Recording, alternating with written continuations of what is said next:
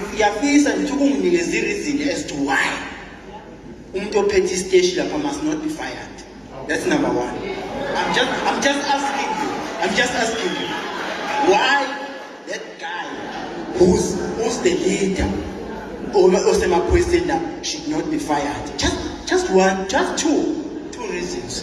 Because one, amaphoyisa mina ngihleze ngiwabona mina ngibuye ebusuku mina ngibona yonke imikhuba egilwa amaphoyisa mina ngingakwazi ukuthi ngizotshela abantu lento. Namhlanje sekuze kwavela wena baba Mkhwanazi, ngikhulumile nawe ngomunye unyaka lapha kukhona babucele losiqobo akwenzekanga lutho.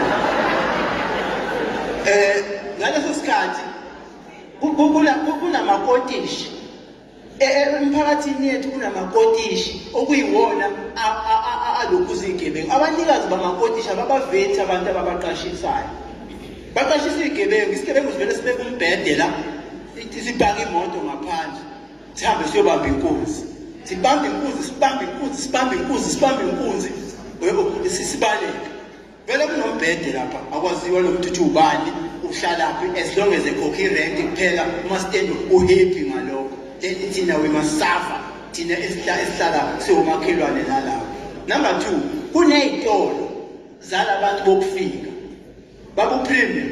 Lento ishoyo yokuthi iy'tolo upresident wethu uyakhuluma but akenzi, siyakwazi lokho. Iy'tolo lezo okhuluma ngazo ukuthi zirejistiwe. Asabe Mkhwanazi ngiyokutshengisa iy'tolo ukuthi ayirejistiwe. Sikhulume ngekiyona. Ayirejistiwe iy'tolo.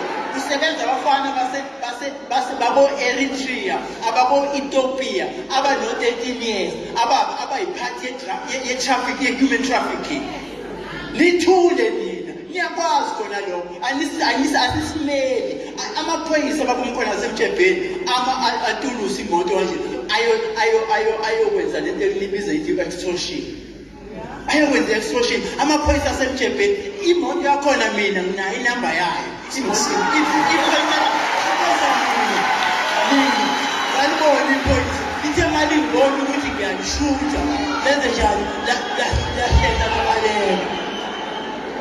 Amaphoyisa ngitshengise Mkhwanazi sihambe nawe ngiyokutshengisa lapho enza khona amaphoyisa lokuthi